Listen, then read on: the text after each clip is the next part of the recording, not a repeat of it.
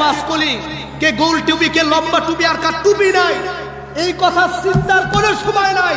যখন ইস্তেকামত এসেছে, আল্লাহর জমিন আল্লাহকে নিয়ে কথা বলার সাথে সাথে পায়ের তলায় থেকে জিহ্বাটা টেনে ছেড়ে দিলেন।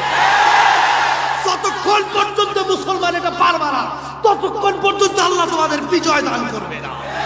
বিজয় যদি পেতে চাও, নাস্তিকদের বিরুদ্ধে আল্লাহর কোরআন হাতে রাজপথে নেমে যাও। ইমাম মাহদী আলাইহিস সালাম কবে আসবে সেই তরুয়া আমরা করতে চাই না।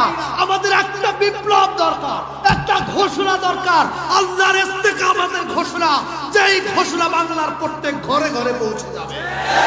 এই পৃথিবীর বুকে আল্লাহ তাআলার এমন কিছু গোলাম থাকবে, এমন কিছু বান্দা থাকবে যারা আল্লাহ তাআলাকে স্বীকার করবে রব্বুল আল্লাহ, আল্লাহ বলে মানবে, এরপরে আর ইস্তেকামত করতে পারবে না।